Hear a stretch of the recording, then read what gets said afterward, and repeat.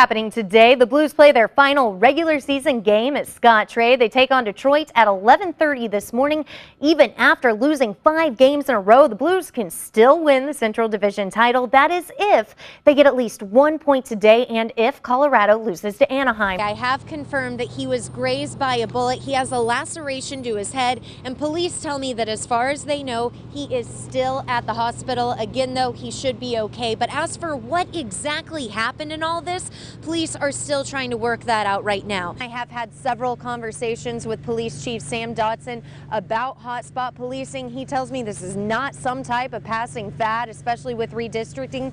This is the way his officers will now do business. Let me just tell you, it's been about 3 weeks of constant phone calls, text messages, and emails with IDOT officials because I wanted to know just how many people are using this bridge and if this entire project was worth the $650 million tax dollars that it costs to build it. Is one of the reasons we are told that it is being moved and it is being restored. Of course, when we find out where these guys end up, we will let you know. Another round of hotspot policing kicks off today, so in just about 4 hours, the men and women who work out of here at South Patrol will soon be equipped with more resources to stop crime and probably more importantly, to prevent crime from happening in the first place. And it's not just any type of bond issue, it's one that comes around every 10 years. It's one that's worth $150 to $200 million, and it's one that could greatly raise many of your taxes. You know that saying, patience is a virtue?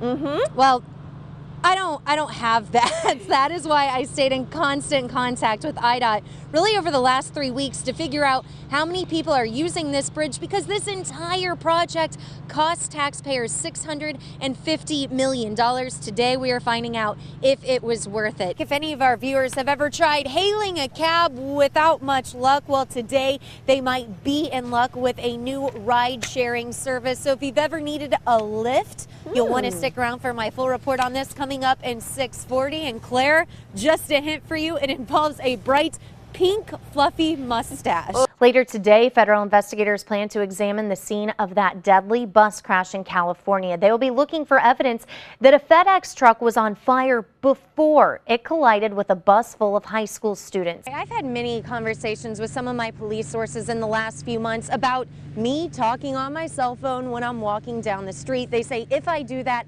I could easily be a target. That's because when you're on the phone, you're not paying that much attention to what's happening around you. And also, crooks know how much money they can get for these phones if they then sell them somewhere else. I spent a long time on the phone with an OnStar representative the other day. I made a formal request to have them add this bridge into their system. They said they will, but they said it could be a couple weeks to a couple months to update that software.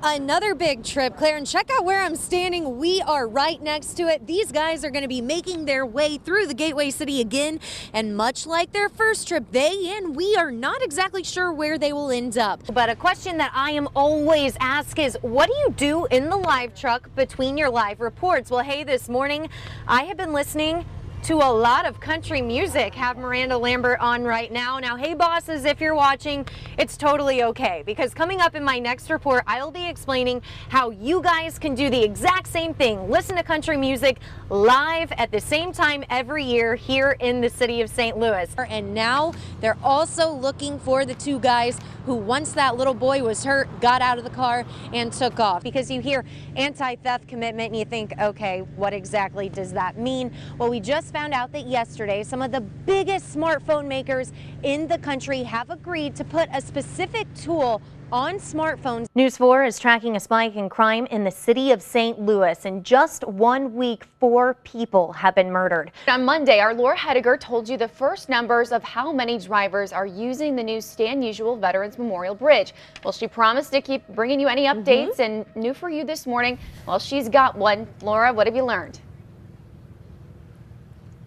Hey, Emily, since my story first aired on Monday, I got several questions from our viewers, just follow-up questions about this bridge. And the main one I got is, when will IDOT officials put up signs on the Illinois side telling drivers you are about to cross over the new Stan Musial Veterans Memorial Bridge?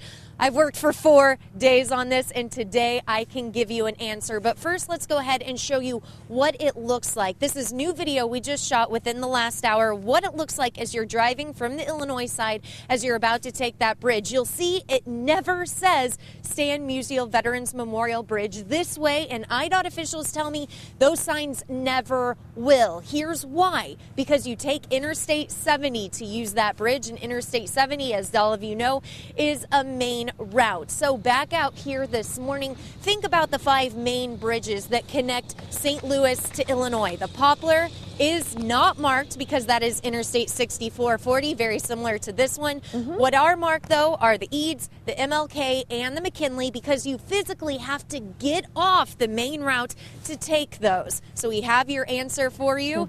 You will not see any signs because, again, this is a main route, but there is another question that a lot of our viewers have been asking me, which has to deal with navigation. When will Garmin and when will OnStar start utilizing these bridges? I have the answers to that, too.